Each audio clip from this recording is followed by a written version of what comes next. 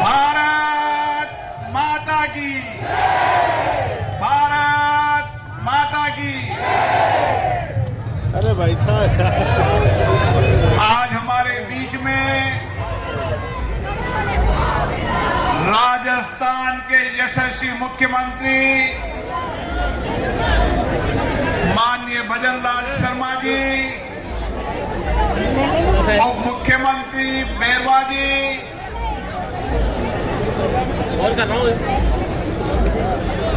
मंत्रिमंडल के वरिष्ठ सदस्य डॉक्टर करोड़ीलाल जी मीणा साहब, मदन दिलावर जी, हीरालाल जी नागर साहब और मंच में विराजे सभी नेतागण, और विशेष रूप से जिनके नेतृत्व में भारतीय जनता पार्टी ने सरकार बनाई, हमारे पड़ोस के सांसद सीपी जोशी जी। आज हमारे बीच में जिस जनता ने मुझे एक बेटे के रूप में, एक भाई के रूप में आशीर्वाद हमेशा दिया है, एक छोटे से कार्यकर्ता के रूप में हजारों लाखों कार्यकर्ताओं की मेहनत, उनके कठिन परिश्रम से आज मुझे यहां पर पहुंचने के लिए जिन लोगों ने ये त्याग किया, उनको भी मैं नमन करना चाहता हूं। मेरे परिवारजनों, कोटा बूंदी संसदीय क्षेत्र मेरा परिवार रहा है। जब से मैं चुनाव लड़ा हूं 2003 से, जिस तरीके से बेटे भाई के रूप में आशीर्वाद दिया है, यही है मेरी ताकत है, यही मेरी प्रेरणा है। आपने मुझे 2019 में सांसद बनाकर भेजा, लोकसभा अध्यक्ष के रूप में भी मैंने कोशिश की संसदीय लोकतंत्र की मर्यादा, प्रतिष्ठा को बढ़ाया जाए, दुनिया में भारत के लोकतंत्र की ताकत को और मजबूत किया जाए। मैं आज खुशी से कह सकता हूं, माननीय प्रधानमंत्री नरेंद्र मोदी जी के नेतृत्व में संसद के अंदर 20 साल के अंदर सबसे कामकाज ज्यादा हुआ और सबसे ज्यादा विधेयक भी पारित इस संसद के इतिहास में हुए। एक ऐसे विधेयक जिनको हम बरसों से इंतजार कर रहे थे। मुझे पता है कालखंड में कैसा परिवर्तन आता है। एक कालखंड हुआ था जब 16 दिसंबर को इसी संसद के अंदर पवित्र बाबरी मस्जिद के नाम से निंदा प्रस्ताव आता है। उसमें लिखता है पवित्र बाबरी मस्जिद का निंदा प्रस्ताव आता है। और एक यही सदन का कालखंड था मोदी जी के कार्यकाल में, जिसमें राम मंदिर बनने के संकल्प का प्रस्ताव आता है। यह कालखंड के अंदर परिवर्तन है, युग के अंदर परिवर्तन है। साथियों, मोदी जी के नेतृत्व में जिस तरीके से देश आगे बढ़ रहा है, जिस तरीके से नए नए नीतिगत फैसलों से दुनिया में भारत की ताकत और इंफ्रास्ट्रक्चर से लेकर तमाम क्षेत्रों के अंदर जो नए आयाम हो रहे हैं, ये तीसरा काल मोदी जी का अभूतपूर्व और निर्णायक काल होगा, जो देश को विकसित भारत की राह पर ले जाएगा। मुझे पता है कोटा बूंदी की जनता का प्यार श्रेय मिलता था तो मोदी जी मुझे बहुत आशीर्वाद देते थे।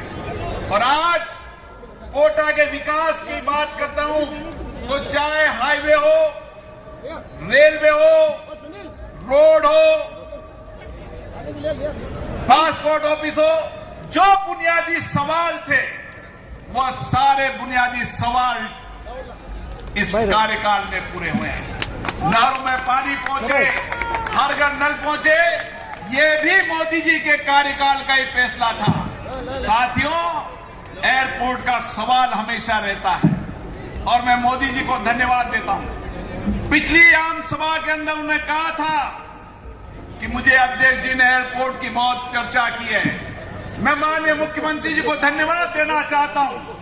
6 महीने तक कांग्रेस की सरकार ने एयरपोर्ट के डायवर्जन का पैसा जमा नहीं कराया, जिसके कारण से एयरपोर्ट बहुत जल्दी शुरू नहीं हो पाया। मुख्यमंत्री जी ने आते ही 20 दिन के अंदर एयरपोर्ट का डायवर्जन का पैसा जमा करा दिया।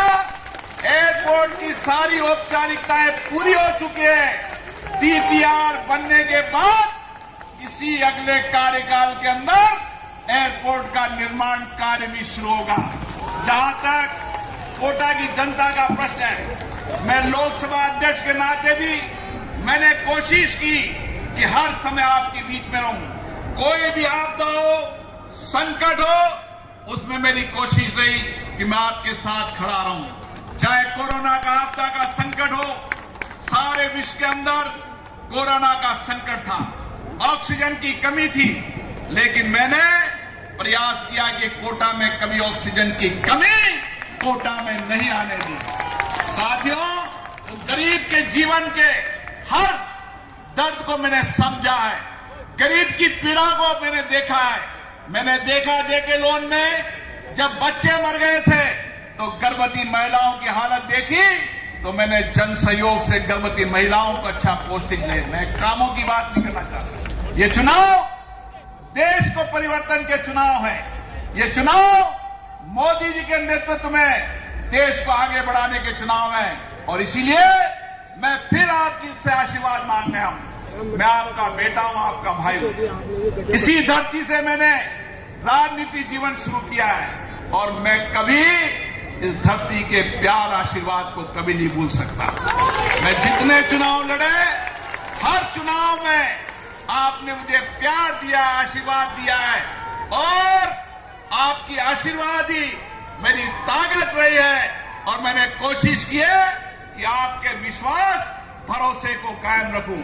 मैं पुनः आपसे आशीर्वाद मांगने आया हूं। आप सब लोग आज बड़ी तादाद में मुझे नामांकन पर आशीर्वाद देने आए और 26 तारीख को पूरी ताकत से मतदान देकर हम नरेंद्र मोदी जी को तीसरे कार्यकाल में 400 से पार अधिक सीटें देकर लोकतंत्र में नए इतिहास रखेंगे। आप सभी को बहुत बहुत प्रणाम, धन्यवाद।